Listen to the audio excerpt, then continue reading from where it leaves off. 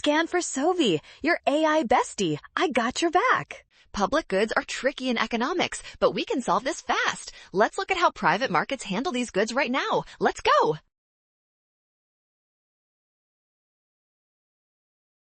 First, remember that pure public goods are non-excludable and non-rivalrous. This means anyone can use them without paying, and one person's use does not reduce the amount available for others. Because people can enjoy these goods for free, we face the free rider problem. Private firms cannot easily charge users, so they lack the profit incentive to produce the socially optimal amount.